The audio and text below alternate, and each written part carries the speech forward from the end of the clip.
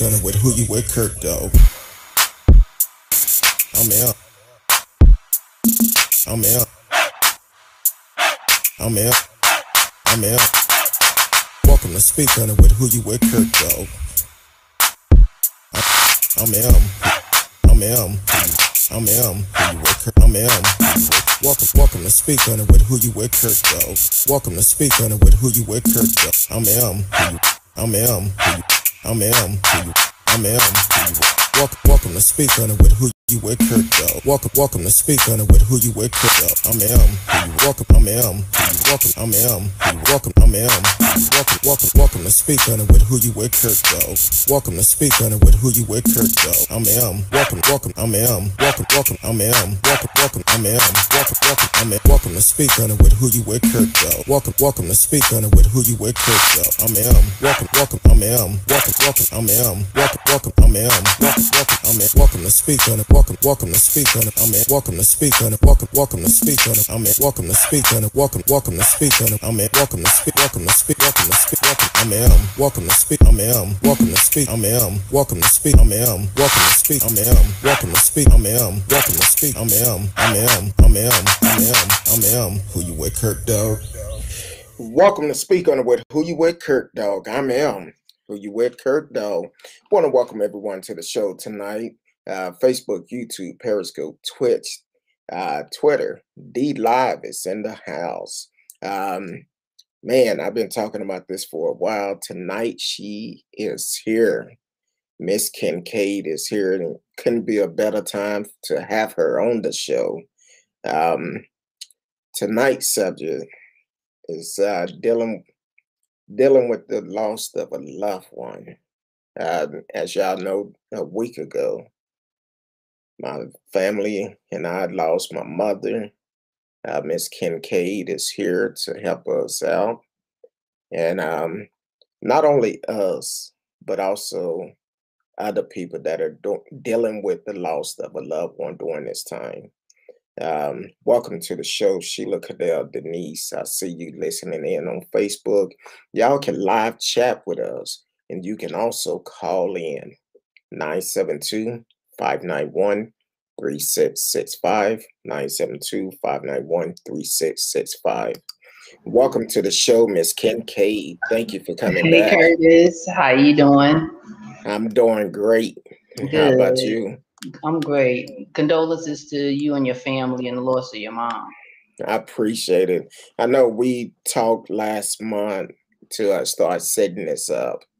And when I reached out to you, I had no idea we would be doing this. And it's painful. It's painful. Grief equal pain. Yes. And I appreciate you for coming on to minister to me.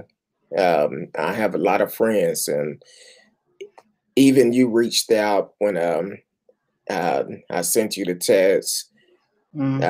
Which my wife sent you the text, and you reached out, and I was it's a struggle. I'm not gonna lie, it's a struggle.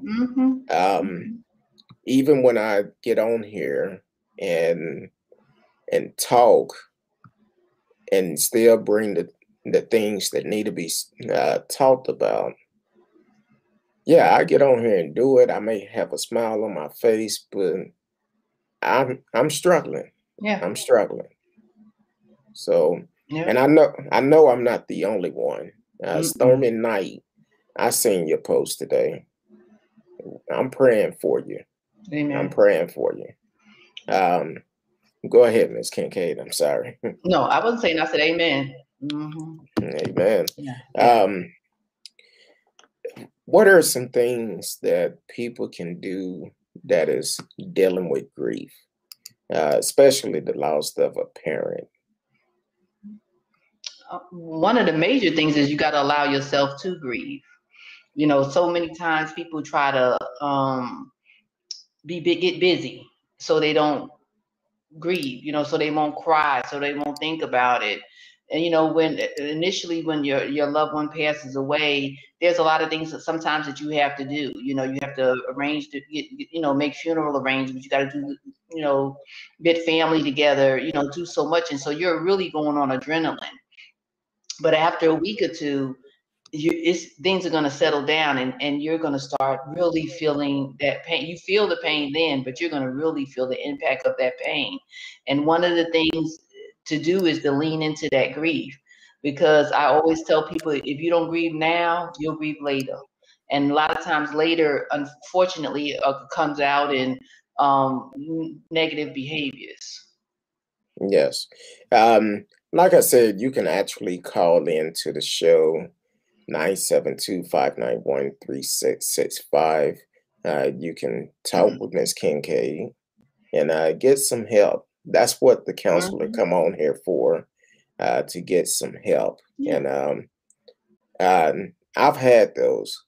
Last night, yesterday, I told y'all I woke up at 2:30 yesterday morning, and I didn't go to sleep till after 12, and couldn't get back to sleep. I prayed. I did everything to try to go to sleep and couldn't go. I got up at 6 something yesterday morning and started cooking dinner for last night. Yeah. So it's a struggle. It We actually have a call coming in. Okay. Just a minute.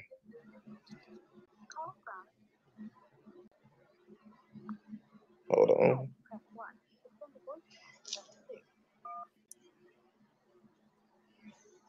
Let me put it on speaker real quick so we can hear. Okay. Speak on it. Welcome to the show. Can you hear me? Yes, we can hear you. Can you hear me? Yes, we can hear you.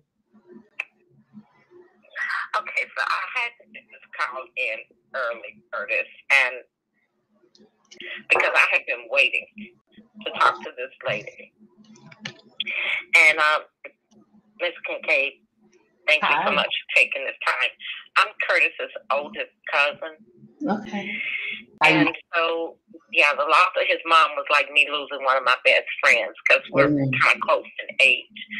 But I have an issue right now, and I'm trying my best to deal with it. 13 years ago, on August the 21st, I lost my husband. I buried him on August the 28th. On August the 29th, I lost my brother. Going into November, I lost my sister-in-law of 23 years. Wow. The following year, I lost one of my best friends that I've had since 14. And that same year, I lost my dad and my granny, his mom, 10 minutes apart in the same day.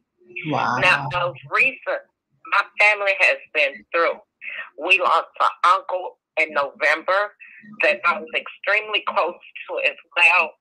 My problem is I haven't grieved anything. I still have my husband's ashes in the top of my closet, and I used to carry them around in my car.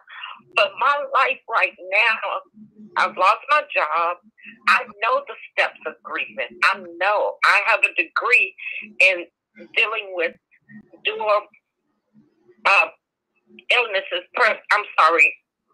Substance abuse and mental illness. I know the steps, but I prepare myself at night just in case I don't wake up the next morning. If I take an aspirin or a pain pill or something, or even a diabetic, whatever medication I take, I leave it out on the bed so, they'll know what I took. I can't get to that place. I don't know. And I also feel like because these deaths came so quick, that I feel this way. I'm not saying it's true, but I feel like that I'm blamed, especially for my brother's death, because it was so close to my husband. I mean, he was all the way in Lubbock when it happened, but I just feel like because it happened so close that, like, I started something, and I don't know really what to do. And I'm talking to you because you're an outside person, and Curtis and I have gotten so close over the last few months. But I don't know where to start. If I was talking and telling somebody else what somebody was telling me this, I would know how to help them, but I can't help myself. Right. I'm so sorry for your losses, and that it is hard, especially back to back like that. Just really sorry for those losses, because you never, grief. The pain is not as severe most of the time. Over time, it lessens, but you still grieve. My mom has been gone last Friday 13 years, but that day, me and my nephew was talking. I said, Mama is gone. She passed away on this day, and we were quiet for probably like 2 minutes, just on the phone, just the impact of it. And it's been, 13 years. I don't grieve. The pain is not as severe as it was 13 years ago, but there still is some pain. But as I said earlier, you have to really learn how to lean into that grief. And when you're leaning into that grief, the stages of grief, the acceptance, most people don't really go in that order or do anything like that. Everybody's grief is personal, so one thing I always tell journal. That's a outlet to the journal. I always tell people to write a grief letter to your loved one, letting them know the pain that you feel, and why do you miss them? What's actually going on with them? And now that most of my clients, they have a difficult time doing that because it's so personal, but it's cleansing. It really is. I also recommend a support group. I was telling Curtis earlier, I go to Cornerstone Baptist Church in Arlington, and we have a program called Grief Share. Grief Share is an international program. Right now, we're doing ours via Zoom, so anybody from anywhere can join. That's a great support group. It shows you a video at the beginning, and then afterwards we have a group discussion, and you're able to discuss what's on your heart, discuss what's happened on the video, and it kind of gives you guidance and letting you know that a lot of the feelings that you have are normal. Because a lot of times we go, this is too much. I shouldn't be feeling like this. I'm doing it, and it's really not a script. It's really not. Also, you can do individual counseling. So there are several outlets that you probably need to adhere to, instead of trying to just do it by yourself. If it's not working by yourself, you need to get some help. I recommend you get some type of help. And that's good advice, because counseling actually work. I know in the Black community, a lot of time we don't want to go to counseling. Like I tell people, I've been taking counseling since 2018. And if it wasn't from the counseling, I don't know how I can handle dealing with this today. Because over the years, I have learned to be able to deal with issues as they come to us. Now, I'm not gonna say I'm Superman or nothing, because I do get weak. We all do. And I just have to continue to pray and continue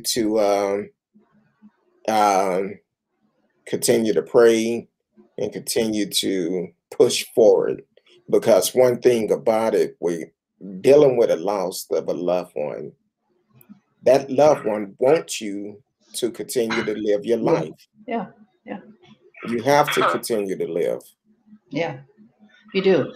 And you got to understand that the reason why. Thank you so much. I think that me just being able to say that out loud to a family member and someone I don't know, and I do journal. I write. That's so good. I've tried to just write this. My problem was getting past that. I'm stuck in denial. I'm stuck in denial on all of these people, because I feel like, sometimes in life we have a core group of people that are like our cheerleaders. Like, You can do wrong, bad, good, whatever, and they're going to be there to support you. They're going to tell you what's wrong or what's right, but they're your support system. I feel like all of these people that I lost were my support system. And I appreciate you. I'm going to reach out to some groups. And Grief, like I said, Grief Share is a program that's all over. Just being able to say it out loud to another person. Now, that helps. And it does. That's why, I said individual therapy. Sometimes just talking it through, just talking through the process, but you have to, it's a journey. Grief is a journey. You have to continuously be on that journey. It's not a particular time, but if I'm grieving the same way, that I grieved 13 years ago, that I grieved when that person passed away, I know I need some help. And I got to recognize that I can't be in denial about the help that I need. And not only that, when you take counseling, the only way counseling is going to work if you are truthful with the counselor. You cannot go in there and say what you feel like they need to hear. You have to be truthful. Like I said, the first time I took counseling, my first couple of sessions, I just stared at my counselor and she asking me questions. I'm just looking at her. And I would give her a short answer. But by that third time, I was in tears. I'm not ashamed to say that. I was in tears. I see we have some more comments coming in. Sheila, I appreciate you for calling in. Thank you. And we're going to give out Miss Kincaid information a little bit later. And she can also give out the information if someone dealing with grief. If you want someone who's going to be honest with you, Miss Kincaid is one of the people that can do that. And that's Sante Kincaid, Miss Kincaid right there. That's how to be honest with you. I'm sorry, I didn't hear you. She's not the young lady you said it was her birthday, is it? No, that was my co-host last night. She'll be on tomorrow night, Miss Risky. But definitely keep listening to the show. No problem. Continue to listen in, and we're going to give out all the information, especially with the grief counseling at Cornerstone Baptist Church over in Arlington. You can do it by Zoom. So we will give out that information later, and she will tell you how you can be a part of it. I appreciate it, Sheila. Thank you for calling. Continue to listen and support the show. I appreciate it, and I love you. I love you back. Thank you, Sheila, for calling in. I see Carolyn is watching on Facebook also. Miss Risky had a question. Hey, how do you deal with individuals who are triggered by everything? They can't get over past, present life experience. They are so damaged that even when they try to help them, they fight you. How would you answer that one? You got to deal with them where they're at and let them know that what you just said, I'm trying to help you, and you're not receiving it. You can always also offer counseling,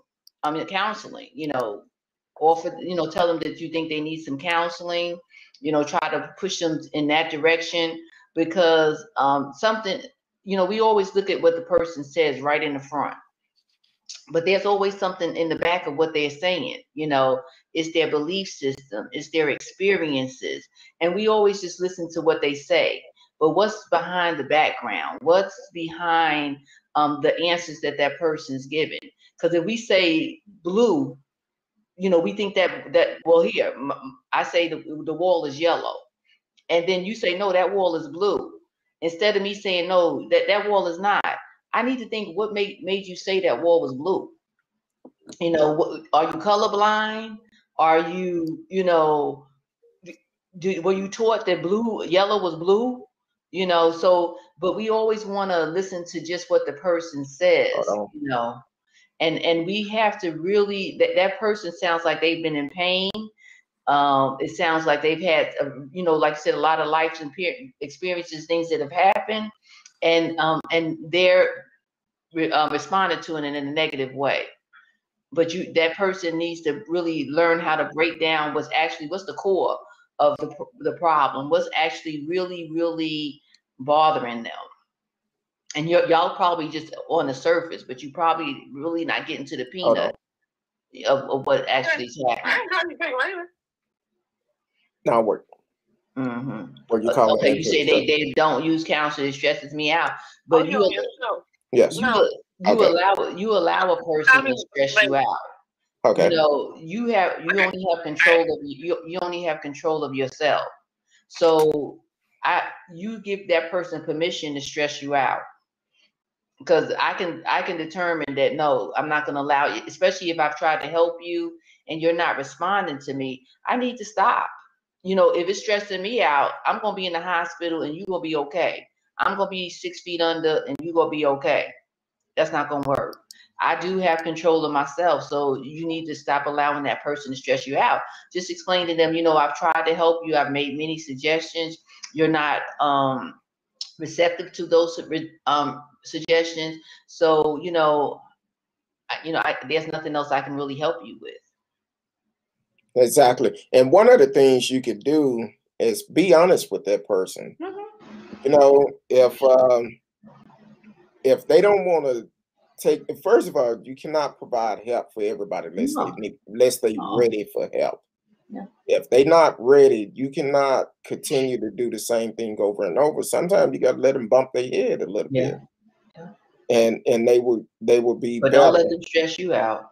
Exactly. You have to keep your peace. Yeah. And that's allowing somebody to have too much control over you. That's way too much control. That's too much control. You stressing me out, you got too much control. But definitely good question. Yeah, that is some good questions. I personally, I don't have time for negative stuff because I have so much going on, and I just don't have time for it. Tell them I love you, and hey, I keep telling you the same thing every other day. It's up to them to make a change. It is. You cannot force them to change. And change is hard. I mean, change is really hard, especially if it's deep rooted in trauma. It takes work. It takes work. It takes a lot of work when you've been traumatized, especially in childhood. And a lot of people think because they're adults that they're not impacted by what happened in their childhood. But majority of the time, that's what's the reason why you're acting like you are as an adult. It's probably because of something's happening in that happened in your childhood. Yeah, and see, that's one thing that I always use boundary. Okay. I see T. Counter wrote that. I was like, boundaries is excellent. One thing that I don't know, it's a train of thought. I keep reading comments that's coming in, so change my situation.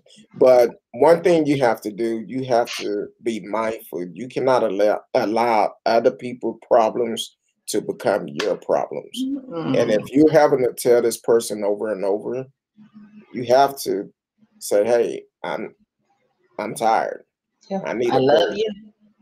You, but I can't do it no more." Exactly. They're very restricted. Yeah, a lot of people is like that. Oh yeah. A lot of people don't want to change. Change is okay. Majority of people that come to my office, they say they want to change, but they don't want to change. The majority. And I'm gonna throw something out there. I think it's more of a generation curse. It's learned behavior. Yeah. It's learned behavior. But we can unlearn those behaviors. You have to want to. You gotta want to. Some people get comfortable with their lifestyle, what they used to, and that's all they know.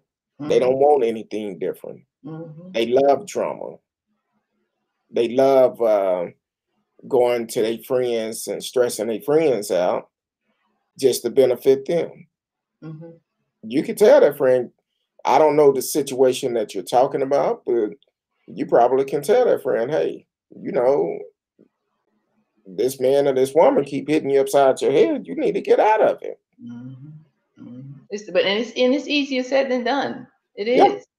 It just is. It's easier said than done, you know, but you got to take some steps. You got to take small steps. You got to, you know, just like in the grief journey, it's not something that a lot of people want to stop feeling that pain. So they want to go through it fast. But every individual is different, and it depends on that relationship you have with that individual. If you didn't have a relationship with someone who passes away, guess what?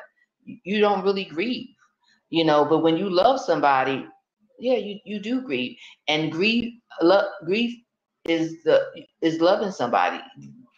It's the cause. Loving somebody is the reason why you're grieving. If you didn't care about this, think about it. Somebody you really didn't know, was you crying? Was you, you know? No, you wasn't. But when you love somebody, those tears come, those sad feelings come. All of those things happen when you're, and that's a showing that shows that I cared about that person. I love that person. I miss that person. Exactly. Had a comment to come in on Facebook, Sheila did, right in and said, sometimes people just look at you as the person they can come to solve their problems, and you have problems yourself. And We all got problems. people they will come to you, they would use you however they feel like it, and don't realize how you have problems. That's kind of like, for instance, I'm gonna get a little personal, very personal. And people ask me, why do I get so personal on this show? I had a conversation yesterday by text message, and when I had this conversation, um,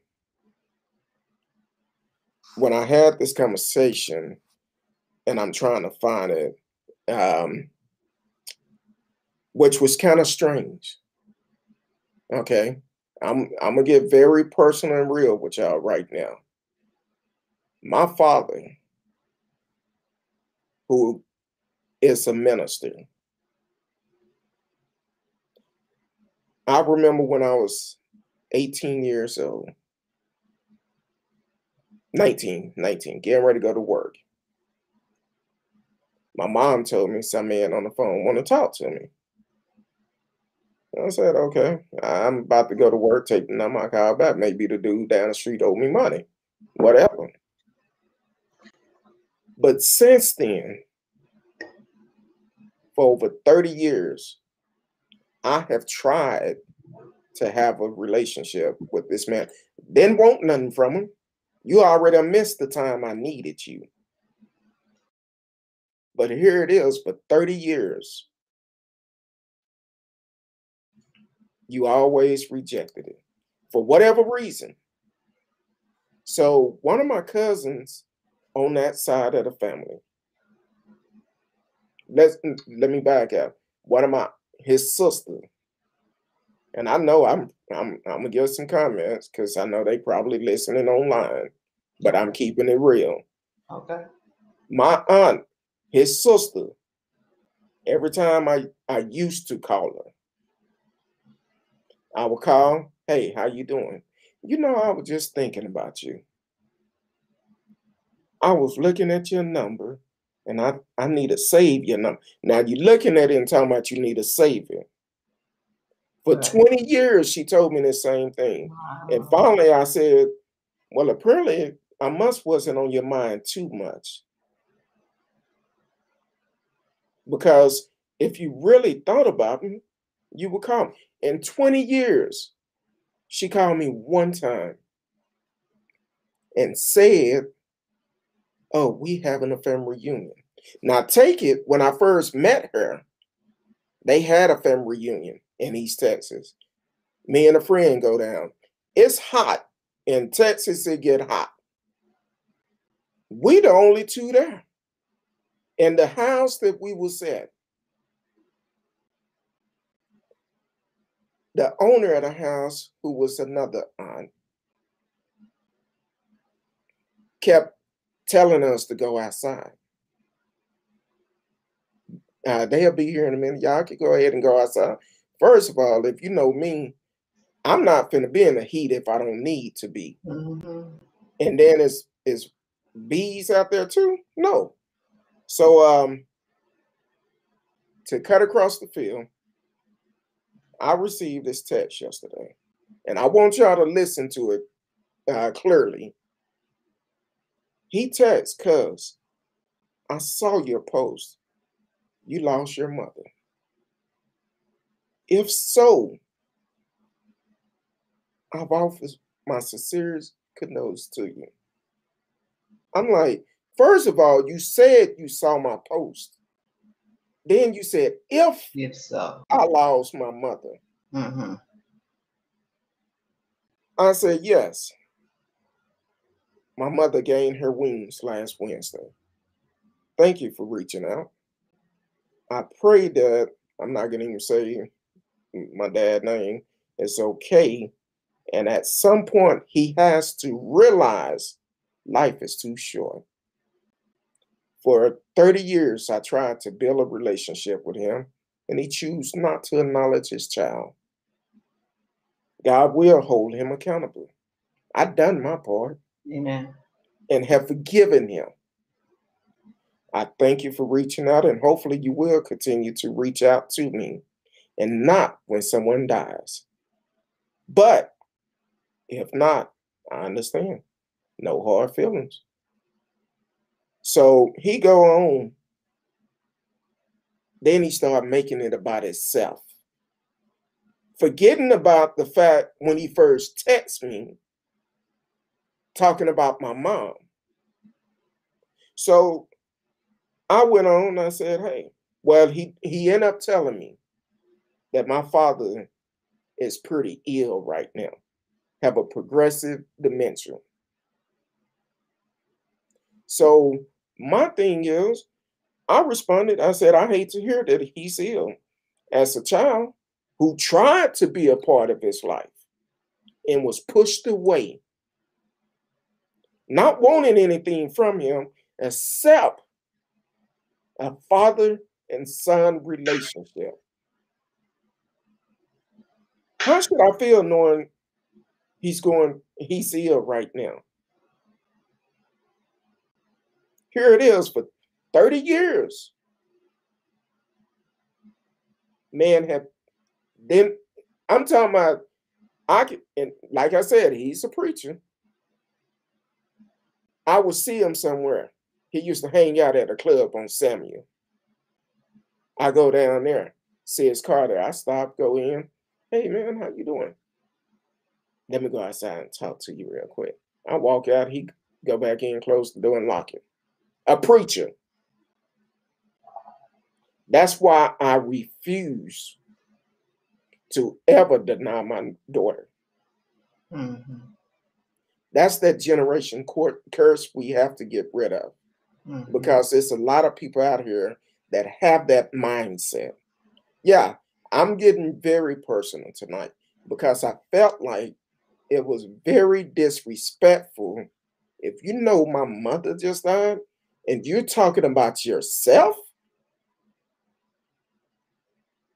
I'm like, you could have saved all of that. It didn't even make no sense for you texting me. I'm used to not listening to even hearing from you. Because every time you call, you want to tell me about something going on with you. Then you always say we have to stay in contact, but you never call. I text you, it might be a month or so before you ever respond back. So my thing, I'm like, forget it. I just don't do it. So the thing is, I'm not the only one that deals with this type of stuff. I know I can't be.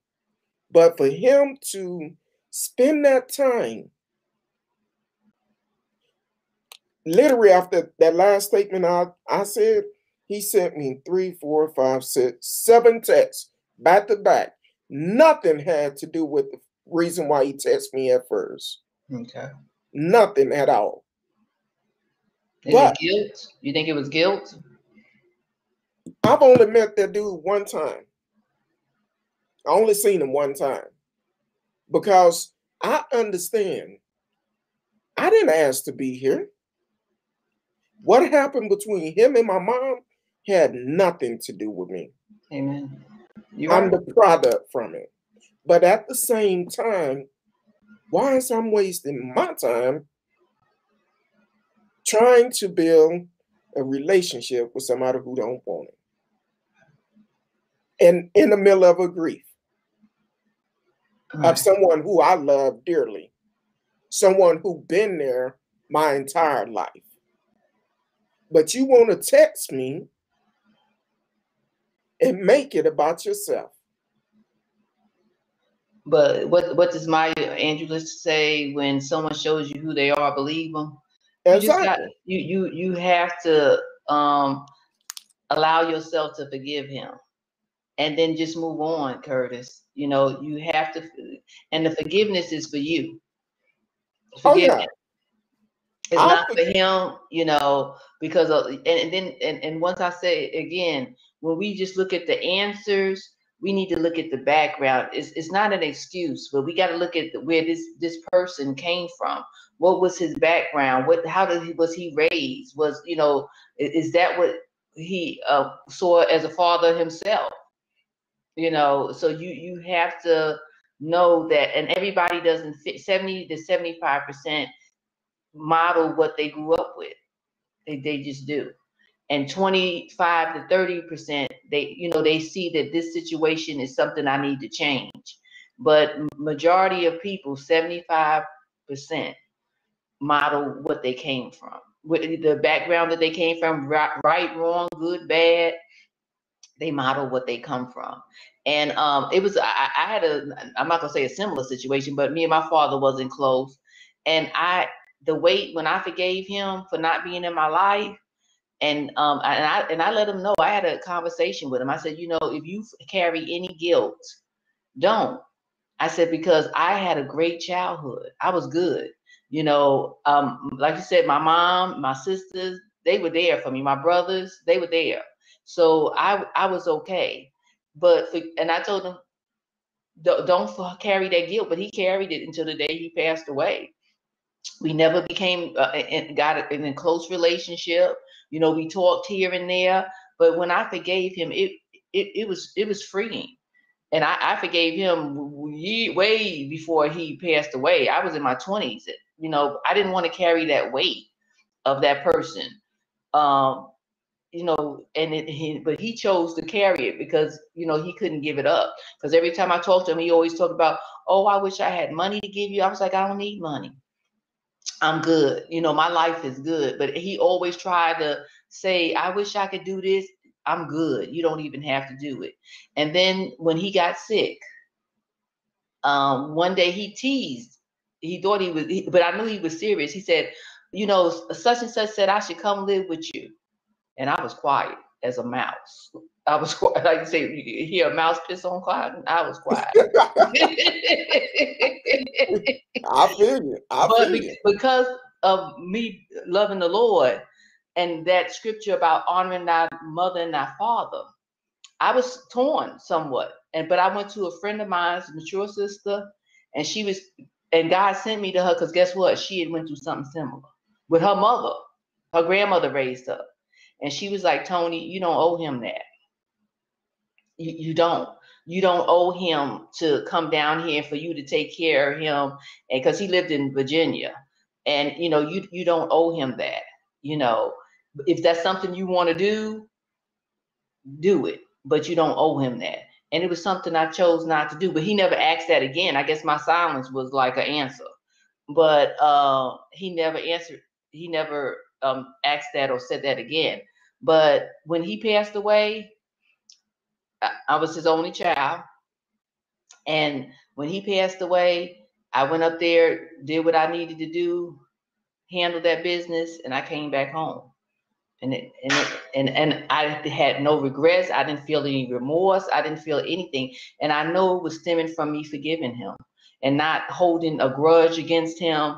Because like I said, I only have control of myself. I don't have control of your behavior. And because I don't have a control of your behavior, what I see is what I get. And I got to accept who you are. Exactly. And when you talk about you the only child, see, it's been rumored that now I was his only child, but yeah, I had sisters and brothers, yeah. from with my mom, but I was his only child. But see, I asked my aunt one time, I said, hey, did he have any more kids? Do we have any more? And the only thing she could tell me, it been rumored that he have some. Now, I will tell you a blessing that came out of this, because kind of find out one of my childhood friends, him and their aunt was married. And just so happened when all this happened, I found out about her because he was raising their cousin as if she was his child. Okay. And her father wasn't in her life. Okay. So we met, we talked, and then we lost contact for a couple of years. And when we got back in contact, we made an agreement. We didn't care what happened in our life. We're going to always keep in contact. Mm-hmm. And even though we're not biological brother and sister, and he wasn't,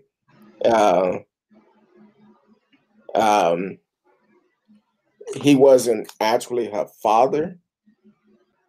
But if you tell her she's not my sister, you might be in a fight. Okay. You might be in a fight. And because regardless of whatever, that's my sister. I know that's right. That's right. Matter of fact, we got into it this morning because she probably get upset at me. She kept saying, I'm coming down there to support you.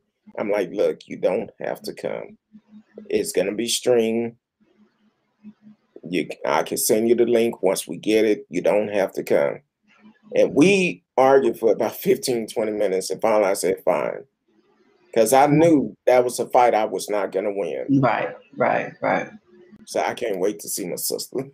Amen. She'll be here Monday. Okay.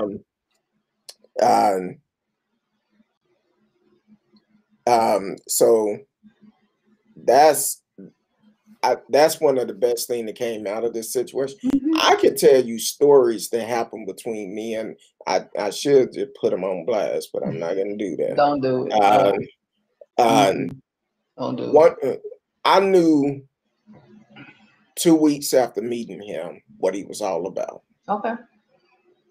I knew exactly what he was about. I'm trying to get my dinner order.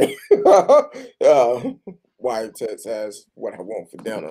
So, but 2 weeks after meeting him, see, that's the problem. 2 weeks after meeting him, I passed by his church off of Dolphin Road in Dallas. Passed by his church. I seen him out there. I stopped. I turned around. I'm like, hey, man, how you doing? I'm doing good. I told him, I said, hey, it was my birthday, my 20th birthday. I said, hey, man, my mom because my mom always loved celebrating birthdays. Right. I said, hey, man, today's my birthday. They having a fish fry for me tonight. I would love for you to come. You don't need to bring nothing. I would love for you to come. Like I said, he's a preacher, and we was at his church. He told me, he said, man, take your punk ass down the road. And I looked at him, I'm like, did I hear this right? Right. And I'm looking like, hold on. And before I knew it, because I don't know this man that good, it only been 2 weeks. Right. And before I knew it, I said, man, I would treat you just like another on the street. And I'm like, you know what? Let me leave. Right. Because one thing I should never do is disrespect my parents, or my mother and my donor. Um, I hate to say it like that, but that's what it was. So the thing is, I said I had to leave. I asked God to forgive me for talking like that and what I wanted to do to him. Right. But as a preacher, and I ended up telling him this before, because after that, I kept going back. I used to go to, I had just started going to Friendship West. I would go to Friendship West. Then I would go to his church after. Mm. And one Father's Day, we in there, whatever subject they was talking about. Now, he's a great preacher. Don't get me wrong. He can preach. And we in there, and the subject was talking about the father and son relationship. And I'm back there, and I'm sitting on my hands. I'm biting my lip because I'm like, please do not ask me anything.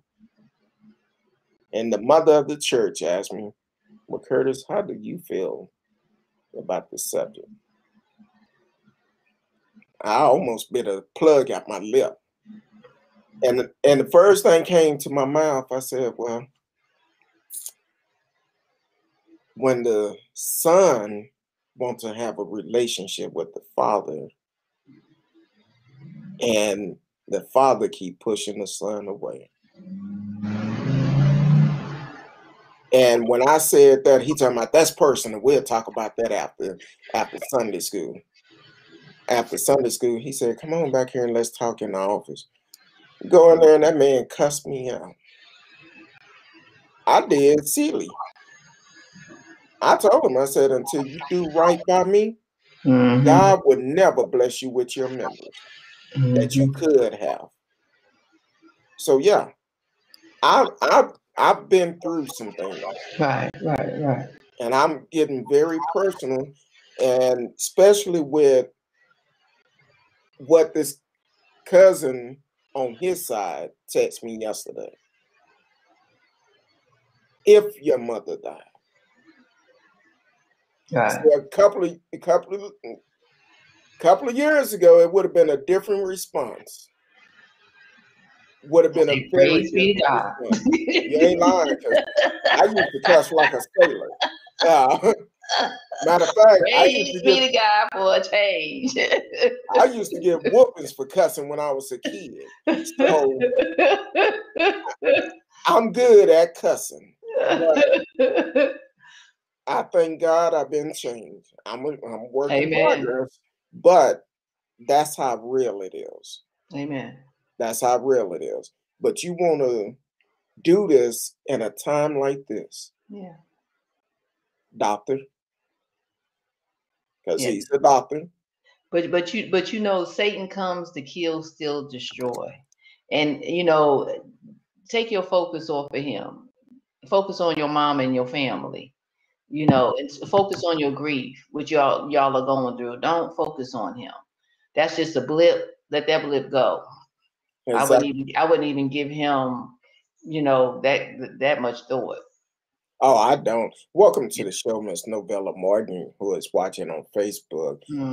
She came on our prayer call last, I think it was Monday night, last Monday, not this past Monday, but the Monday before. And that's all I can say. She did it up. She prayed, and she prayed hard. I was like, man, my cousin was like, are you coming back tomorrow night? So I really appreciate her. That's the mother of one of our good friends. And I appreciate my crew. Like I tell people, I tell my family, during this time, I have a great support group. Amen. Even my personal counselor. We talked on Tuesday. My mother passed on Wednesday. And when my wife reached out to her, she made herself available the next day. Mm-hmm. And she told me, she said, look, if you need to talk between now and our next session, reach out to me. I'm here. I hear you. I'm glad I have friends, family members, and also my counselors that I can reach out to, Mm-hmm. because I cannot carry this weight by myself. And you don't have Um, to. You don't have to. and that's the funny part about it, because when she texted, I thought about it for a while. I said, you know what? She texted back that last Wednesday. I didn't respond to her until Thursday, because Miss Risky, she texted me that morning. She said, how are you doing today? I said, I think I'm okay. I said, I think I'm okay, but I want to do the show tonight. And Miss Risky said, okay. So my counselor, she had when I responded back to her text, and I told her, good morning. She said, I told her, I said, thank you so much for everything you do for me. I see the difference it make in my life. On one hand, my pride say I'm okay. But on the other hand, my mind is saying, you're not alone. Don't carry this burden by yourself Mm-hmm. on your shoulders. Don't carry this burden on your shoulder by yourself. It's okay to ask, accept help. I said, yes, I would like to talk. I don't have to carry this by myself. Amen. She said, you're right. I'll see you at 11. And we talked. And I'm telling anybody that's listening right now that is going through this, you're not alone. You're not alone. I feel your pain. I know what you're going through. Can I say something in regards to that? One thing we really that Grief Share taught me was about saying equal pain, because our pain is based on, as I said earlier, our relationship with that person, our love for that person, and a lot of other factors. And like your mom passed, my mom is gone. I can't really say I know how you feeling, because our relationship with our moms might be different. And exactly. everybody, and we always want to think that everybody has a great relationship with that person. But a lot of times it's not like that, you know. So I've learned not to really say that, because I don't really know how you feel. Grief is an individual journey. We can't go. You may have a support group, but you can't go through it. You have to go through it individually, because even in the same household, everybody's feeling different. You know, my relationship is different from my sister's relationship with my mom. You know, my brother's is different, and all of our relationships, even in the same household, can still be different. And we grieve because we love, and our love a lot of times is different. Yeah. And to my siblings, we in this together. Oh We yeah. will work it out. I know my sisters had a very special relationship with my mother, Mm-hmm. and I know they hurting, Mm-hmm. and I'm here for you. Um, if each one of us had our own very special relationship with her, Mm-hmm. um, so we're all going through this, and we're gonna make it through it. Yeah. Through to my nieces and my great nieces and great nephews. It's okay. We're gonna get through it. Um, just so happening the day that she passed, the weekend before, I had called my oldest niece, and she didn't answer. Then when she called me back, I think I was on the phone doing something, and we basically played phone tag. And the morning that she passed, my niece texted me, "Hey, Unc, how you doing?" I said, "I'm doing good. How y'all doing over there?" I said, "We doing good." I said, "That's good. Call me when you get the opportunity." She said, "Okay." Call me when she went on lunch. I said, "Hey, how are you feeling about what's going on with your nanny?" And she started crying. I said, "Look, I understand. I understand. It hurt." By this time, I don't know if she could tell, I was kind of crying a little bit too, but I'm trying to be strong for them. And I'm like, look, one good thing about it, you're at an age where you have a lot of memories, a lot of memories. Hold on to those memories. When you feel down, think about those memories, because you'll think about something funny and it'll make you laugh. I said, that's what you do. It's okay to cry,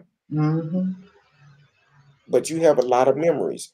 Unfortunately, when I came up, a lot of memories of my grandparents, they was much older. I didn't come around until early 70s. My grandfather born in 1900. So they was older by the time I came around. So most of the memories I have is them at the later in life. So after telling her that, she said, okay. And it was just a couple hours later. I called my mom that morning, like I normally would do. My sister told her I was on the phone. She said, hey, boo. And I said, hey, mom, how you feeling this morning? I'm feeling good. I said, okay, I just called to check up on you. I'll call you later on, check up on you. I love you. I love you too. And I never got that opportunity to call her back. I knew when my brother called me, I knew what the deal was. I knew exactly what it was. Before I answered the phone, I already knew. And I had to sit and think for a minute before I had any feelings. I had to think for a minute. And my wife was here with me, and she said, you okay? I said, I'm fine. And that's when it hit me. My mom is gone. I'm used to calling my mama on a daily basis. Okay. Talking to her. If I cook, what you cooked today? If she cooked, we're talking about that. I have plenty of memories of my mom and I. We would always talk about cooking a lot of time, things that was going on. She would always ask about my daughter every year when it got close to her birthday. Have you heard from her yet? Have you found her yet? Not yet. So I'm going to miss a lot of things about her. Yes, you are. But I still have all those memories. So I know I'm not the only one that's dealing with this. My entire family is dealing with it. Like I said, we do a prayer call every night. And we're finding out some great information of stuff that happened in the family. Finding out our history of our family. I just found out today, my grandfather them used to make their own syrup. And I was like, wow, that's interesting. And I'm like, okay, finding out all type of stuff. They used to grow cotton. Used to grow cotton. And I'm like, man. So it's some good history. And we're gonna keep this going. We're actually we want to know more because now we're hungry for more information. And so we're definitely hungry for more information, and we're going to keep it going. But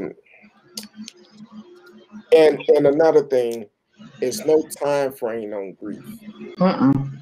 Nope. No time frame. So Nope. definitely don't think it's going to be. You'll be good for a day or two. Anything may happen.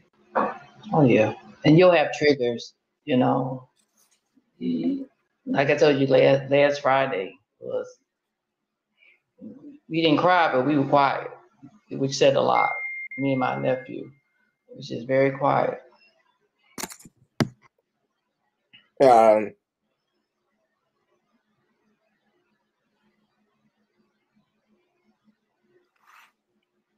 Okay, I just got a text. But what I'm sorry. I'm looking at something else. Someone sent me a text and hold on. I see what's going on. But yeah, so it's gonna be hard. I'm not gonna lie to you. Mm-hmm. If you follow me on social media, you know my birthday is in June. My mom's birthday is right after mine. That's gonna be a struggle. Oh yeah. First holidays, first birthdays, first celebrations that she's not there, all of those. And the most of the time, the first year, you're still really kind of going on adrenaline. That second year, it really settles in a lot more. Just not having that person present at those events is going to make it. You're going to notice it. Exactly, and it's I don't know. I'm struggling now. People may say she lost the battle. I don't. Mm-mm. I say she won it. Yeah. She won it. Absent from the body, present with the Lord. Exactly. She Yeah. won her No body. more suffering, no more pain, no more, nothing, just joy, pure joy. And it's a struggle. I'm not gonna lie. Mm-hmm. It's Mm-hmm. definitely a struggle, but I know where my relationship is with Christ. And we're gonna make it through it. Yeah. We're gonna make it through it. Yeah. It's gonna be hard. And it's important for y'all to rally together because a lot of times family tend to isolate because they don't want to cause another person to cry, or we don't want to upset anybody else. But really, it's really a time to rally together. That if y'all gonna be crying, let's cry together. So we can be each other's support system instead of trying to. And most families do. Oh, I don't want to make such and such upset. I don't want to make this person upset. But all of y'all are thinking the same thing. So why not come together and grieve together? That's it. Yeah. We have to. I don't want to talk about such because it's going to make him upset. I don't talk about that person, unless that person says, I just cannot, talk about him or her right now. If they ask you not to do it, then that's one thing. But most people will not, and a lot of times people feel like you're forgetting their loved ones because you're not talking, and it's not intentional. You're just trying to protect that person, but they think that you're trying to forget that individual. But so you got to be verbal. You got to communicate. Just like you said earlier, Curtis, about I do need help. I got to say that I need help. This is hard. Pray for me. Do something. But it's hard. Not trying to make people figure out what's going on. Be verbal and tell them. I need some water. Your family needs some. No, we don't need anything. Bring some water. We need some plates. Yep. And COVID is a little harder, but you could drop it on the curb. And, Bring it to the door. and one of the biggest things with me, and I'm working on it. I don't like to be a burden on no one. So it's really hard for me to ask somebody for help. And normally, if I reach out to someone, I'm like, hey, if they say they busy, okay, no problem. No problem. They be like, what's going on? I'm okay. Everything fine. Because I don't want to put a burden on no one. Matter of fact, I said, Sheila also said so true about what you're saying. I'm sorry, I had to look down at my phone. But I had sent the message to Miss Risky today. And I just said, just pray for me. Just pray for me. She called me. She like, hey, I'm here. Let's talk. Let's talk. So we talked, and I felt good. I'm glad I have the support that I have. Now, I have the support, but what about you? It's okay to have that support team around you. True friends, they're gonna be honest with you. When you're going through a time like this, someone who is gonna take time out and listen, let you vent. I've done that about 4 times today. Called by 4 different friends and vented, and they listened. And when I got finished, I was okay. Okay. Yeah. You I gotta get it out. told them thank you. I needed that. You gotta get it out. So you're not in this alone. This is something that I personally is dealing with. It's a struggle for me. For me to come out and tell people that I need help, that always been one of the only thing I never would say about myself, but I'm always willing to help others. But when it comes down to me, I would never ask for help. So I'm happy in the position that I'm in now because I don't have no problem with asking for help. I still struggle I do because too. I do too, but I'm better. But I do struggle because, like I said, I'm usually the one trying to do for somebody else. yeah, But there are times when we do need other people, and we got to be verbal about it. That we need help. Instead of trying to strong on or just deal with it yourself. It's so much harder dealing with it with yourself, and then grief is not something that goes away the next day. After you have your ceremony or home going for your loved one, for your mom, you know, reality sets in. That she's really gone.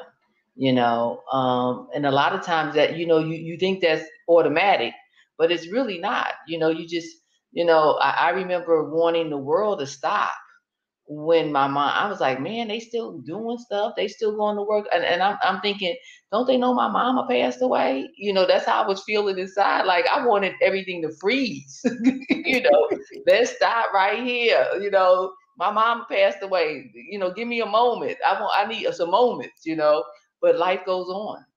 life have to go on. The reality, and guess, like you said earlier, your loved one wants your life to go on. Exactly. They do. They want your life to go on, but it's still hard. It's still hard to put sometimes one foot in front of the other. It was very challenging for me. It really was, especially when my mom first passed away. It was very, very challenging because, as like you, Curtis, I talked to her all the time. She was in New York, but going to work, things like that, I talked to her.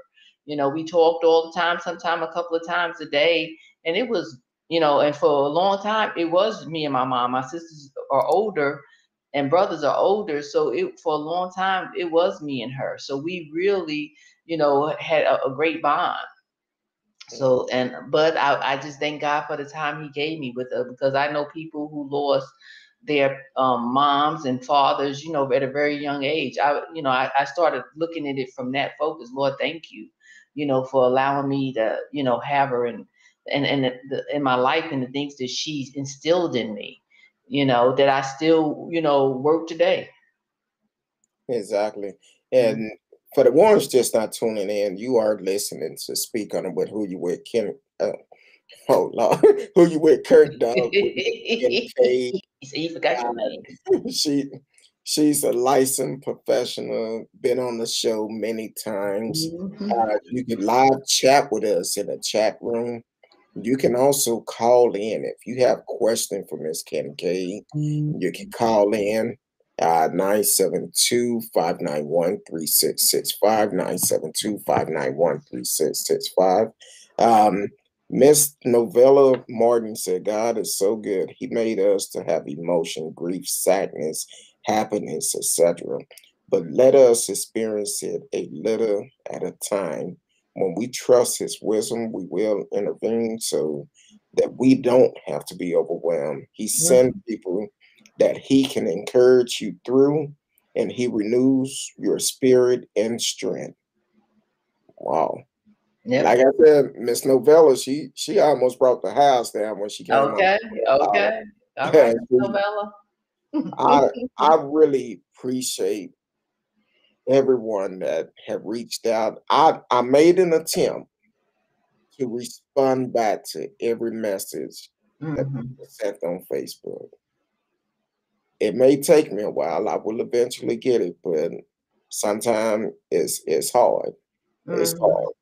So I don't spend a lot of time on Facebook, but I appreciate y'all. My family appreciate it. They can read the comments.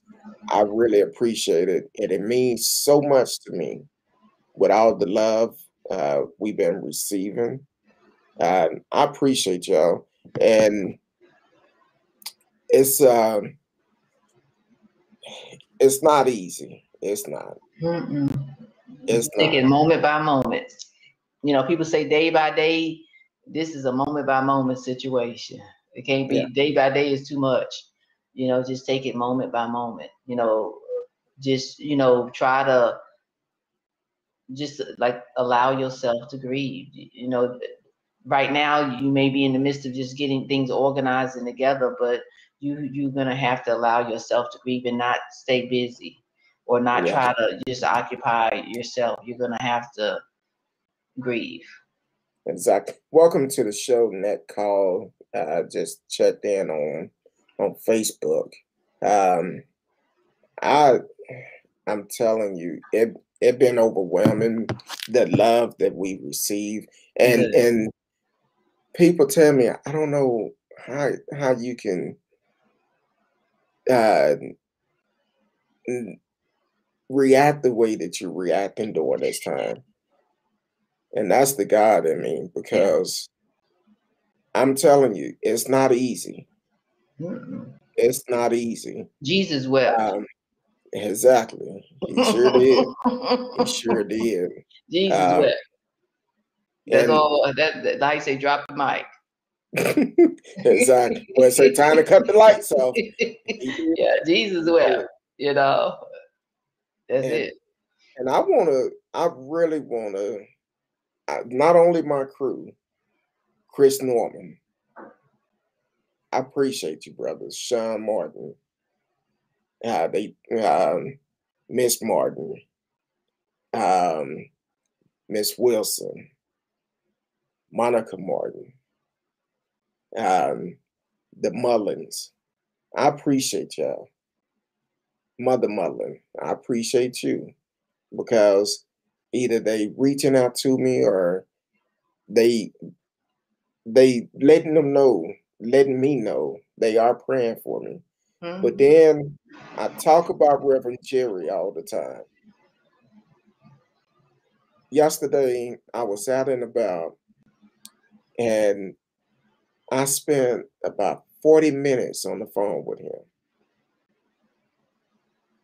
And I was at a store at the time. Spent 40 minutes on the phone with him. And he was like, man, he said, look, when I told him I had been up since 2:30, he said, look, I don't care what time it is. If you call me in the middle of the night, give me a couple of seconds to get myself together. But I'm here for you. Amen. That's what you call a true friend. Mm-hmm. And Pastor Fitzgerald, like I told you today, I appreciate you. I appreciate not only Pastor Fitzgerald, but also other church members from Friendship West that have reached out. I know appreciate Pastor you. Fitzgerald. Oh yeah, He used to go to Cornerstone. I told Pastor Fitzgerald, I said, did he have that black bag when he was there? Yeah, he did. I told him the other day, I said, Pastor. Yes, he did. I said, look, we was trying to decide what pastor we was going to use, and I suggested him. He said, man, I'm honored. He said, I'm going to be there regardless. Mm-hmm. I'm going to be there. And I said, Pastor, I could just see you coming out with that little black bag. He had the black bag. Coming out with that black bag and pulling stuff out, and you like, how's that bag holding all that stuff? And he's preaching to everything he pulling out of that bag to the word that he's about to give. Amen. And I told him, I don't remember that part, but I remember him having a bag, that little bag. No, he the first time I seen him preach, I'm like, why is he going up in the pulpit with a black bag, with this bag? And he started pulling stuff out while he was preaching at the same time. I'm like, this dude is great. Mm-hmm. I'm like, okay, I need to pay more attention to him. Mm-hmm. He's definitely a gem. Mm-hmm. Oh yeah, Pastor Fitzgerald is. Yeah. And not only him, I think he used to be our youth minister. If I'm not, I mean, this was, it was 10 years ago, because he's been in Friendship West forever. Yeah, but it was 10 years ago. He's been there way longer than me.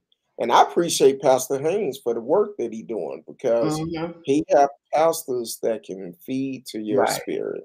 Amen. Amen.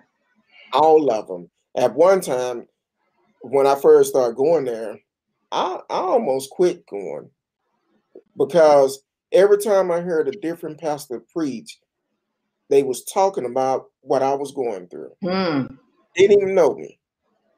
And I'm like, wait a minute. Why is I'm coming to church and these folks know all my business like this? So I'm like, hey, but the reality, I appreciate each one of them. I talked to Pastor today, and it just lifted my spirit when I talked to him earlier. And I'm like, man, this is wonderful. You are listening to Speak On It with Who You With, Kurt Dog, Miss Kincaid, a licensed counselor who's been on the show many of times. Tonight we're talking about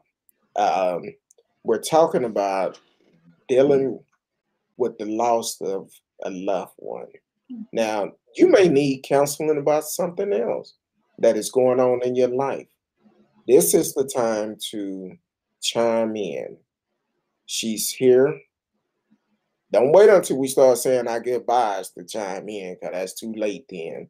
But she's here to help you. If you can put it in the chat, or you can actually call in 972-591-3665. Just follow the prompt, and I will let you in and speak your mind. This is something that we all have faced. Yeah. And with this pandemic, look, we over 500,000 deaths, which is sickening. Yeah, over 500,000. That there are a lot of people grieving, and a lot of those people grieve by themselves, or grieve individually. They don't really, they just want to be private with it. But sometimes it's okay, but sometimes, you know, when you're just like the lady that called, you know, about the you know, one death after the other.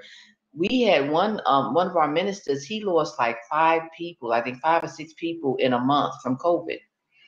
And it included his father and 2 of his brothers, you know, from COVID, and I think a sister-in-law, and there was somebody, a couple other people that they had lost. Just the impact of that, you know, that, and we got to know that 500,000. Look how many people that is, and how many families that is that has lost, you know, loved ones. So we you know, grief is real. And those people are grieving. We see it on TV all the time about those, you know, a lot of those families, you know, are interviewed and they talk about that journey. And that's just from COVID. That's not from other diseases that has happened due 2020, you know, in 2021 thus far. You know, that's just COVID. Yeah. And you're not alone. Nope. Help is available. It is.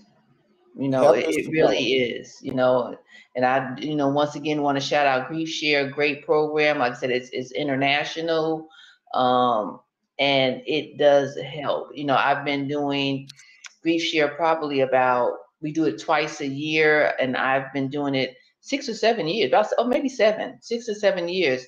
And I still, we have a workbook. I still write in that workbook, as the video is playing.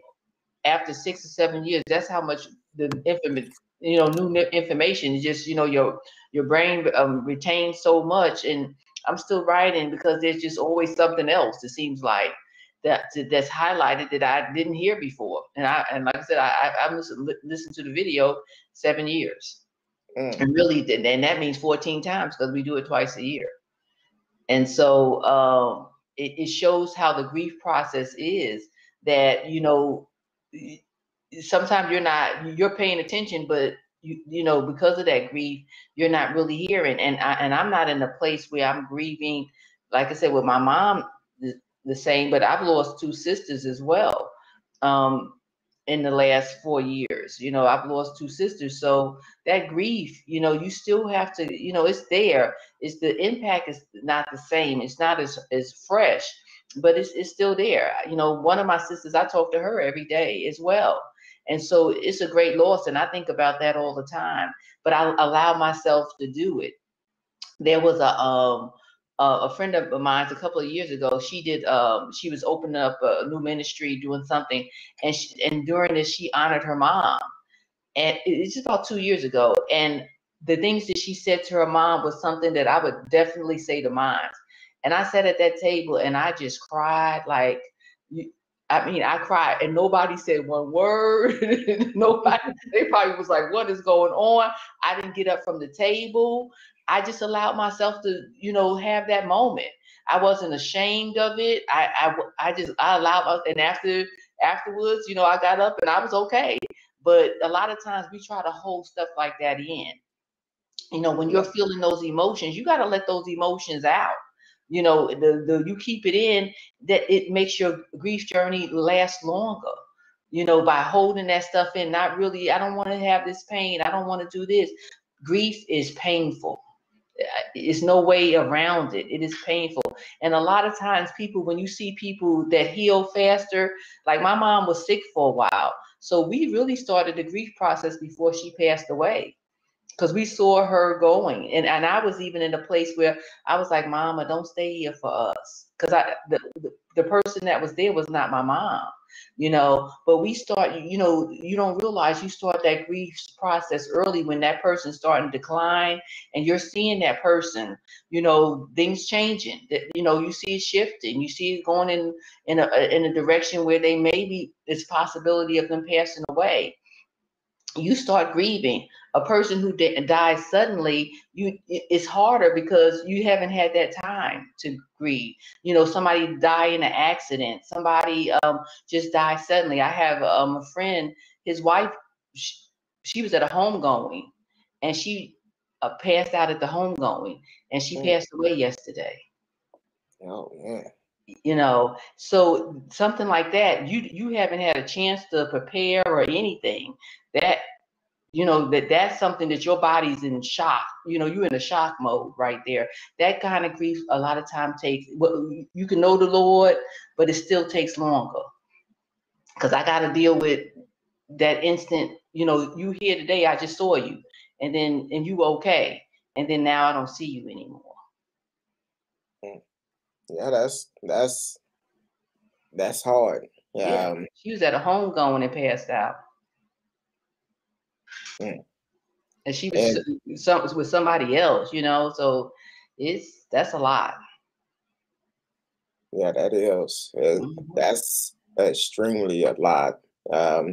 Now, you mentioned that on the show before about the fact that if it's a person is ill and you see this and you see which direction it's going in, that grief start right then. Oh yeah, grief starts. Whether you know it or not, you start to grieve.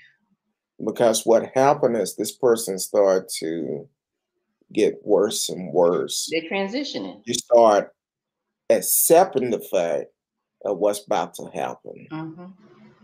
And because you've been on the show several times, I feel some of the things you said on past shows have really helped me.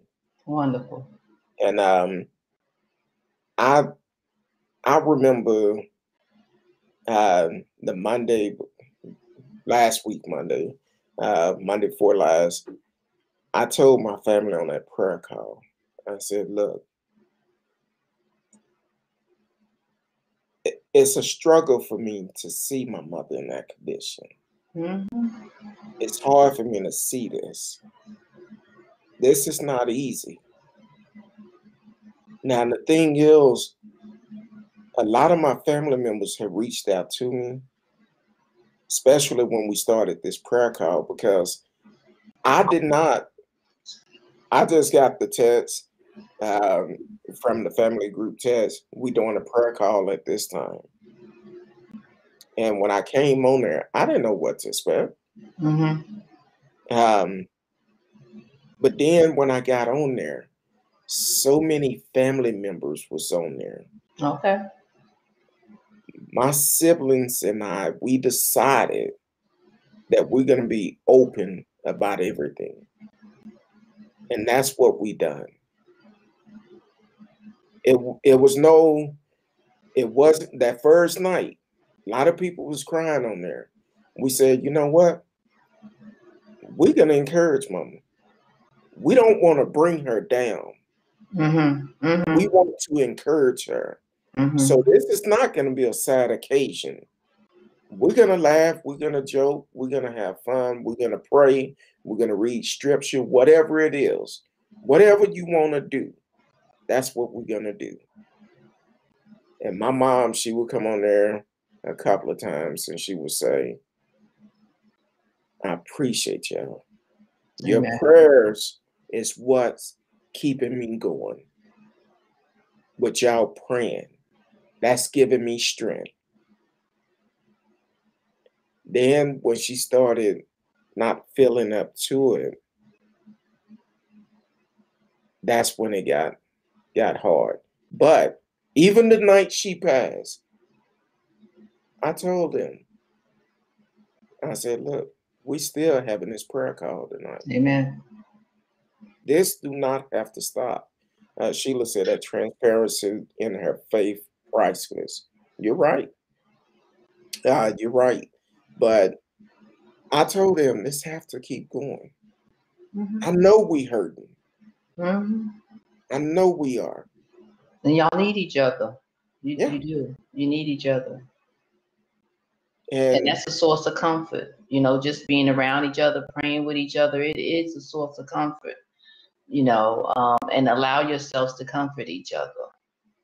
And for what have came out of this, I'm telling you, tonight we didn't stay on there a long time, but we're finding out some stuff. One of my cousins out of North Carolina, She came on the call tonight, and apparently her brother, that was another family member we lost in October, I believe. Mm. 'Cause we got hit hard, October, November, and back to back.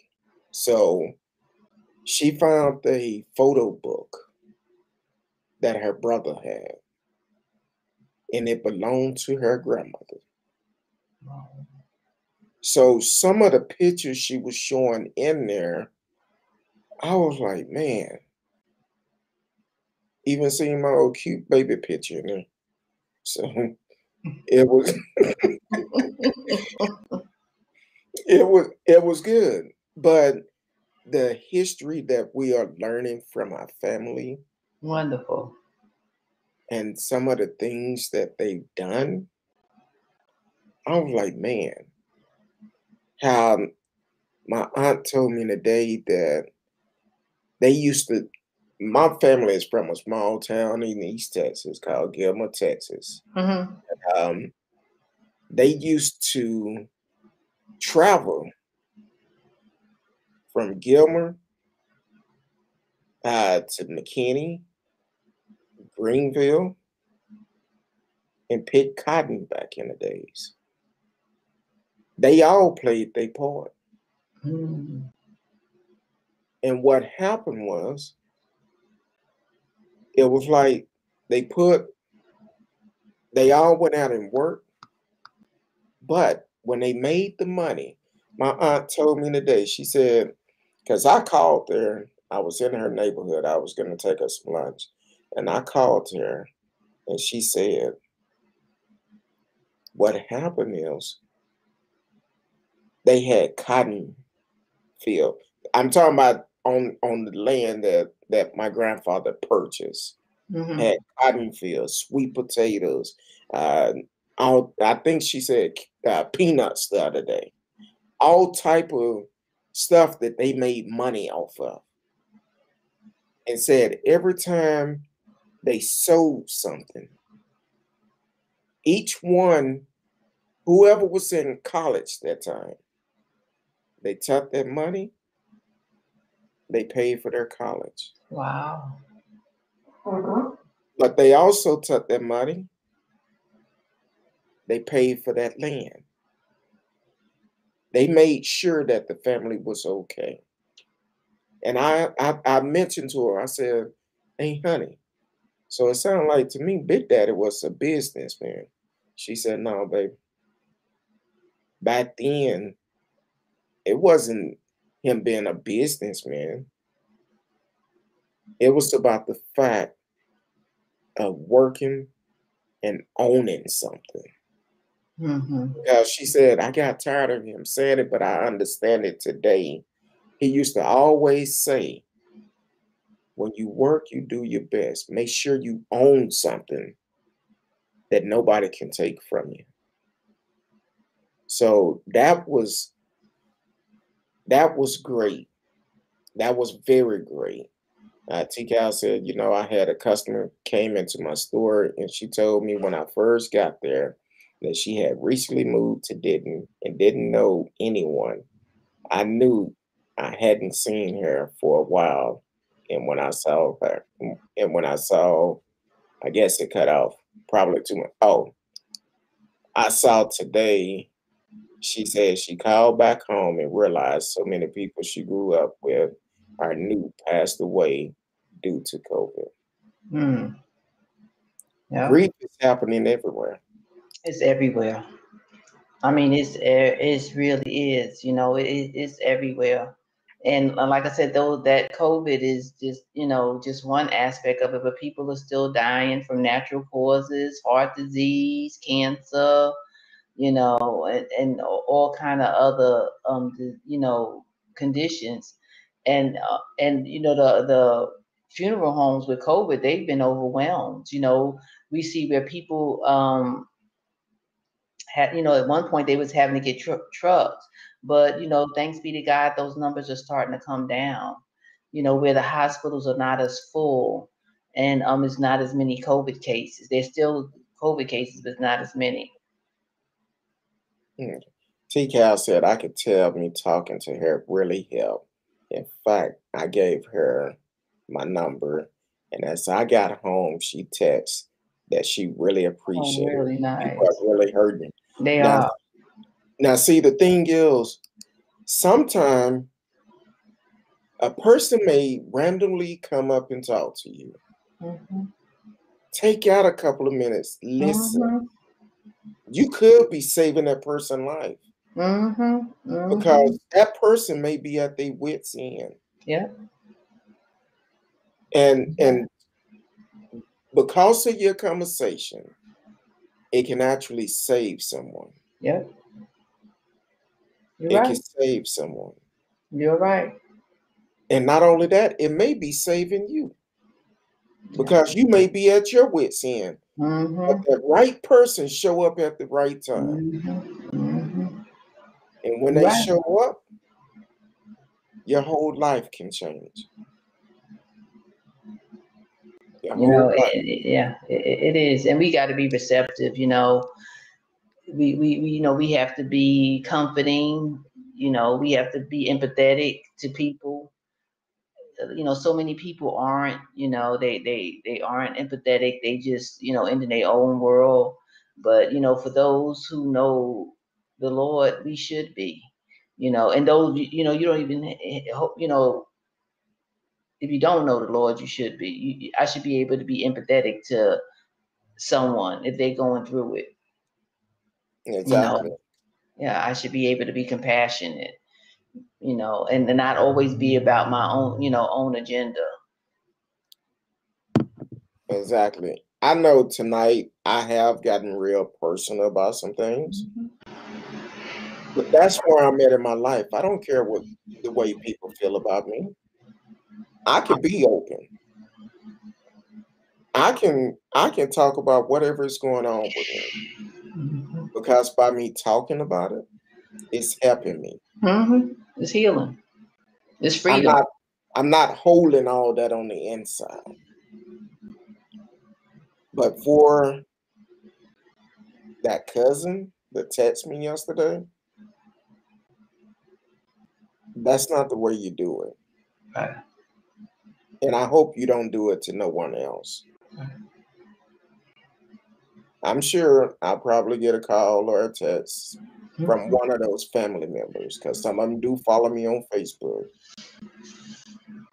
And hopefully that person just didn't realize, you know, I want to give them the benefit of the doubt that they didn't realize the verbiage that they used, you know, and you know, in what they said. They didn't realize if so, you know, like I said, if so.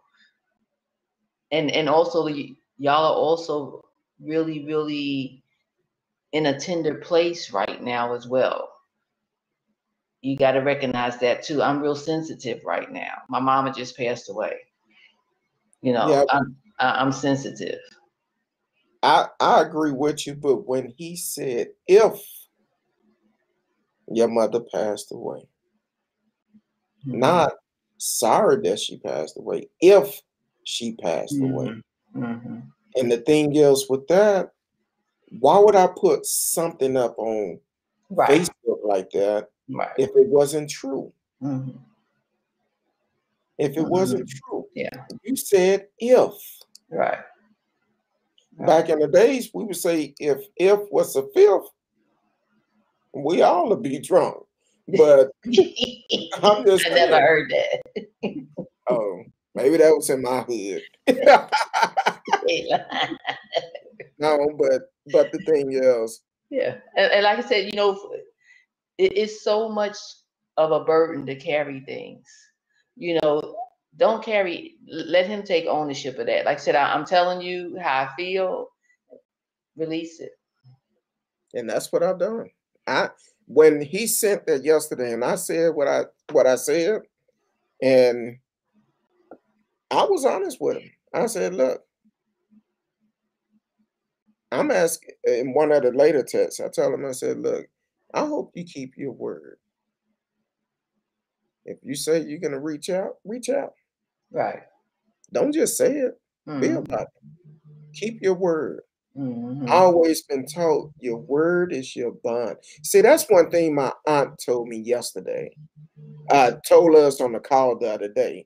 See, back in the days when they was growing up, because we asked, how did Big Daddy buy all this land? Now, we talking about early 1900s. He was born in 1900, so we talking about maybe the 30s or 40s or something. I said, how did he buy this land back then? She said, because back then, your word was your bond. Amen. A handshake closed the deal. Okay. I And know. I said, man. So I was like, oh, wow. So the thing is, I hope what we're talking about tonight can help somebody. I hope it can. Yeah, we may laugh and joke every once in a while, but I'm telling you as a person, it's not easy. Just because I had a smile on my face, I may not always feel like it. And at times, be careful how you approach certain folks. Because I cannot say I'm always gonna have a smile. And if you cross me in the wrong way, it may not be the response I want to, because in a later text I sent him yesterday, I apologized to him. Okay. I said, I apologize for the simple fact you don't have anything to do with this. You're not the one that causing the problem. I recognize that. I'm a Gemini. And what they say about Gemini, we have two ways. We'll cuss you out and talk bad about you and then come back and apologize 30 minutes, 30 seconds. Yeah. I'm known for that. But I don't have to be like that. You got to be careful, because you don't want to. I ain't got to be like I got a choice. I got a choice. I know. And I'm good at it, because for me, I always said I had, how people say Geminis have a good twin and an evil twin. I always said I have my evil twin under control. But what he did yesterday, what I texted him back after he texted, I was being straight up honest with him. And after I said it, I was okay. And I said, hey, I just hope you keep your word. I did apologize. I said, if I'm coming off angry, it's because I'm him. Yeah. Here it is. My mother just passed. Right. That's exactly it, Curtis. Yeah. And now the man that helped conceive me, now I'm hearing he's probably gonna pass too. So how should I deal with that? This man pushed me away for 30 years. And I told my sister, I said, you know what's crazy? I said, look, I hope and pray that when his time comes, they don't need to contact me and ask me for anything. I hope he have his affairs in order. Because here it is. This man could have had a great relationship with his son. He chose not to. And that's about him. That's not about you. Only thing I can do is forgive him, keep moving. I'm at peace with it. But when that's about him. And like I said, and there's some demons in his life, and he may be emulating and modeling something that he grew up with. He probably was treated the same way. Yeah. Or was done the same way, and instead of correcting that behavior, he just continued that cycle. And that's what it is, continuing that cycle. And that's what we need to break. Yeah. You got to realize you're in the cycle. Yes. You got to realize that that it is a cycle. A lot of people don't realize that they are modeling things that they grew up with. They don't realize it. You yelling You look back, your mama yelled, your daddy yelled, your sisters yelled, you know, and you're thinking it's just something that you do, but you grew up in that kind of environment. Exactly. So this is the time where you can get some help. Please do not wait until we get ready to do our closing, and then you come back talking about well, I got this question, I got that question. Look, You can pass it on, Curtis. I can answer it. exactly. That's Yeah. what I'm end up doing because the Yeah, first and you know, time. and I'm with your counselor, Dion. And you need me, you and Tracy need me. I'm here for I sure, appreciate it. no doubt at all. The You first know, if time, y'all need me, I'm here. I appreciate it. The first time Miss Kincaid came on the show, after the show, and that's when I was doing the show during the day. After the show, I started receiving all type of messages. Hey, how does she deal with? Someone asked the question: do she deal with medication to to do counseling or something? They asked, how do she do it? Is it medical or? And I sent her the text, forward the message to her. She said, no, I don't do medicine. I don't do medicine. I use a process that will help a person. And I think that day I sent her a couple of messages people was asking. So this works. This work. If you let it.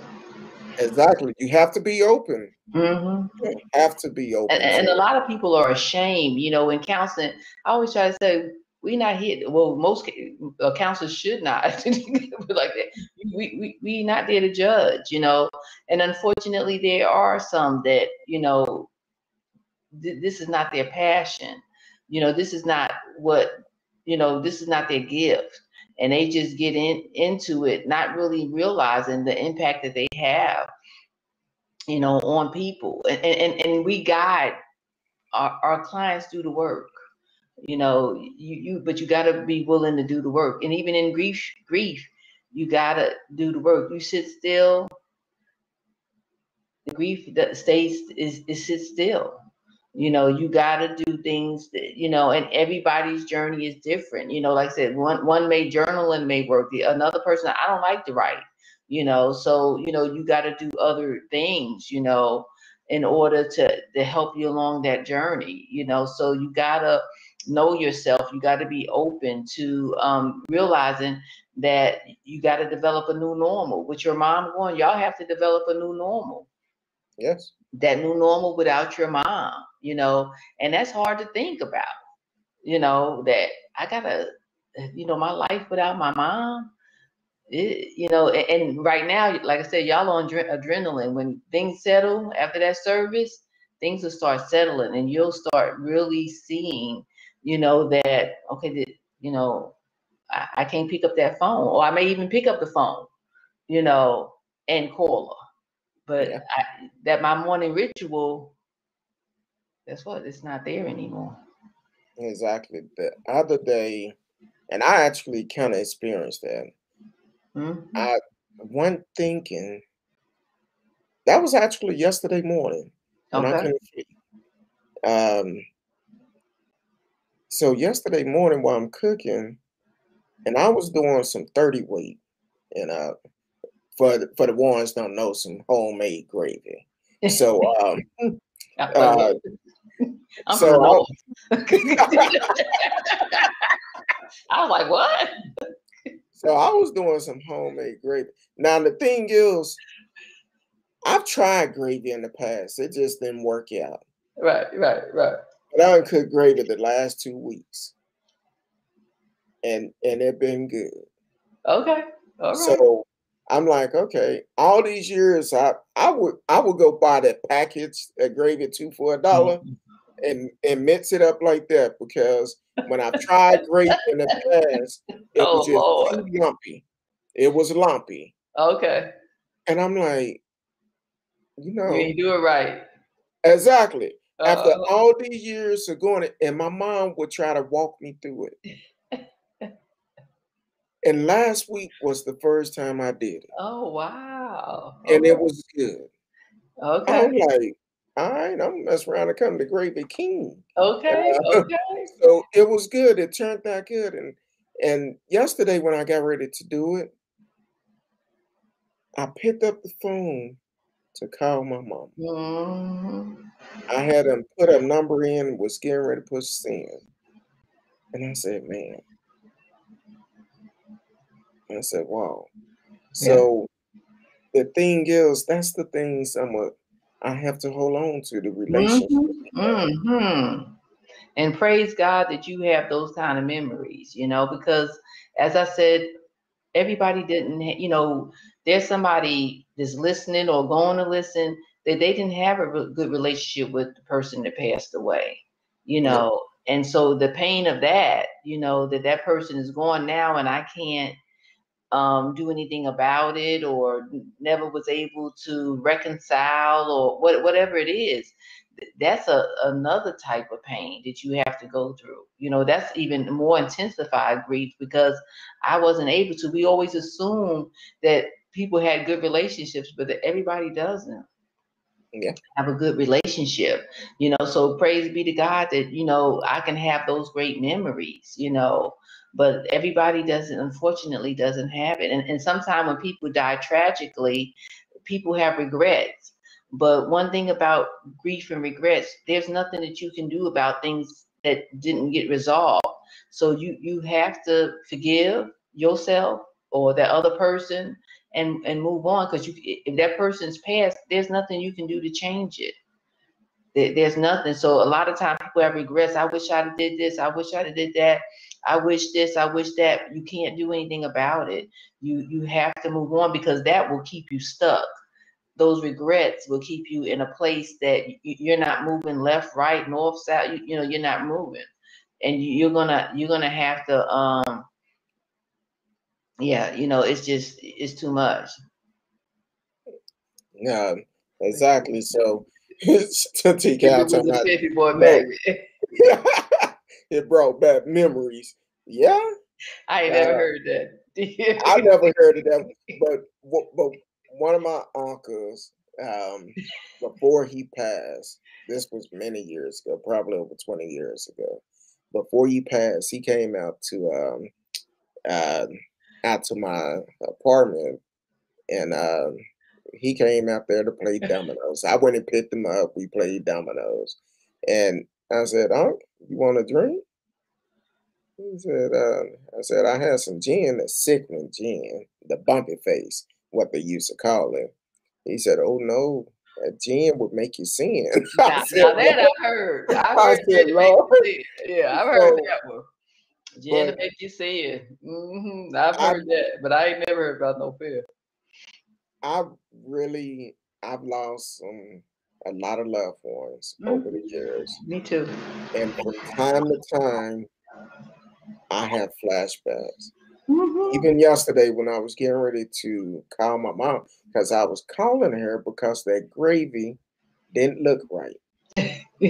I was literally finna throw that gravy out, and when I picked up the phone to call, I said, "Oh, I can't call her." Then all of a sudden, it felt like I heard her voice. Keep staring. Okay. Keep staring. Use that whisk. If you got a whisk, use that whisk. You got to use that whisk. You just Uh-huh. keep doing it. I Keep know how doing to it. cook. I don't cook, but I know how to cook. And I kept doing it. And I'm telling my wife, I said, "Baby, I don't know about this gravy."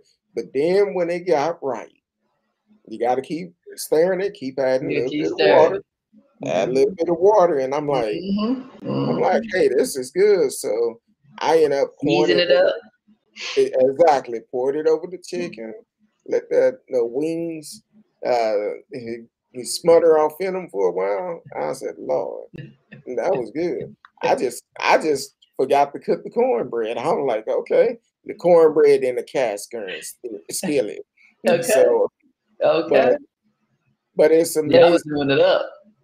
Yeah, it's amazing. I finally cooked some good gravy last week. Right. Right. Last week. And I That was said, your mom guiding your hand. exactly. All these years, she tried to tell me how to do it, and I never could get it. But last week, I got it. Yesterday, I got it. And I said, Okay. I'm Okay. doing good. Okay. Because I did it different. I did it different because I seen, like before I did it last week, I seen you could use chicken broth for it. Okay.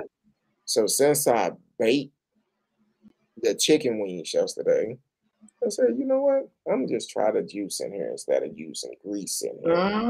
That's what you use it. Yeah, that's what you use. And I used the juice, and I'm thinking I messed up. But when I picked up at home and I was getting ready to throw it Drippings. out, it said just keep going, it'll come out. Add a little bit of water in it, add my pepper, a little bit of salt in it. I said, Lord, okay. But I appreciate you, Miss Kincaid. I'm sure a lot of people do appreciate No what problem. you're You doing. know, anytime. I love coming to hang with you. I appreciate it. And I didn't get a chance to put it in my thing for I can be able to put it up. But if you don't mind, let people know how they can get in contact with you. And first, uh, let them know how they can get in contact with you, and also let them know about the good things that Cornerstone Baptist Church is doing about the grief program, and how they can be a part of that and receive help. Yeah. Cornerstone does Grief Share. We do it Sundays at 12 p.m. every Sunday. Each lesson is a 13-week course, but each lesson stands on its own. This coming week, we'll be on our fourth week, and I think it's the Journey of Grief Part 2. We did Part 1 last week. To sign up for Grief Share, you can go to griefshare.org and look for Cornerstone Baptist Church in Arlington and sign up with, to be with our group. You're going to see a whole bunch of groups, but that's my particular group that I'm one of the facilitators of. Or you can give me a call at 214-668-7051, and I'll be able to give you some additional information. We would love for you to come. If you're grieving, it's a great group. Like I said, we look at a video for about 35 to 40 minutes, and then we have a group discussion, and it's a way to release. It's one mechanism you can use in order to deal with your grief. We would love to have you. Okay. And what was the number again? It was 214-668-7051. Okay. I'm trying to put it in here. Normally I have everything already set up. Only thing I got to do is put it up on the stream. That's okay. But it's been a struggle. I may not get everything done the way I wanted, but it's okay. It's okay. And allow yourself allow yourself to have those it's okay moment. I don't have everything doesn't have to be done. Everything doesn't, get it to-do list. If you don't do everything, because your mind is, not working straight. Okay. And also, I know you let us know every time, but let people know what type of insurance you receive, you accept. Okay. I take several EAPs. I have Magellan EAP. I do Blue Cross Blue Shield. I do Cigna, United Healthcare. I do some Aetna when they allow me to. Aetna, for some reason, don't want us on their insurance panel. So yeah, those are some of the insurance, but I do a lot of EAPs. A lot of people use their employee assistance programs at their jobs, and most jobs, especially during COVID, they have really been offering those. Because a lot of people are having, a lot of people love staying home, but a lot of people don't. And they're struggling people are struggling working from home, and COVID has allowed us time to sit still. And when you're sitting still, a lot of times the things that you try to avoid by being busy, you can't avoid them anymore. So that's another reason why a lot of people are starting to come to counseling. I think that sitting still has caused them to realize that there's some things I need to really, really work on. And I would love to assist you in working on those issues. Exactly. So I say it all the time on the show. If you are working, you can actually get counseling for free. Mm-hmm. Go to your HR, ask them about the EAP program, Mm-hmm. Employee Assistant EAP, Employee Mm-hmm. Assistant Program. Mm-hmm. Ask them about it, and you can get counseling for free. Not just for you, for your spouse, your kids. It's right there. Help Yep. is available. Yep. Take advantage of it. Take And do advantage of it. and do self-care. You know, a lot of people, I don't have time, I got this and that. Take care of yourself, because you'll be better for your family, you know, and your children will resolve some of the issues that a lot of parents are not hearing. And that's a big issue that's going on now. Kids are giving up on their parents. They really are. I'm seeing more adolescents than I've ever seen before. And most of them is their parents are not paying attention and not listening to them. And these kids now are a lot more verbal than they know how to express their emotions a lot more than we ever even thought about growing up. But Exactly. a lot of parents are not paying attention to them. And it's important because right now, and we discussed this on the call the other night, kids are hurting right now. I have a lot of educators in the family, Mm-hmm. and we talked about some of the kids they deal with. Mm-hmm. And kids are hurting.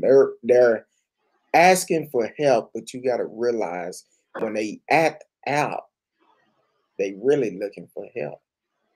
Yeah. And once again, it goes back to that learned behavior. So many times parents go, you know, this is what you're going to do in my house.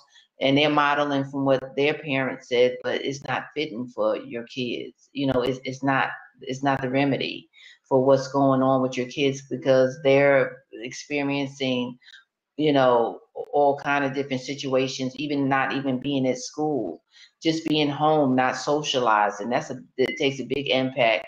And so they're isolating in their room.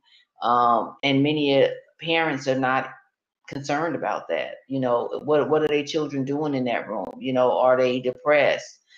Kids are telling their parents they're depressed, and they're telling them to pray. And prayer is a part of it, but sometimes we need additional help, you know. And so a lot of kids, they shut down when a lot of times I ask, can, you know, let's bring your parent in, you know, let's talk together, and they're like, no, because they have tried so hard themselves to try to communicate with their parents, and their parents is not listening. So I'm begging the kids, you know, let's, you know, come to a neutral spot. It's really hard, you know, and my heart cries out for them. It really does.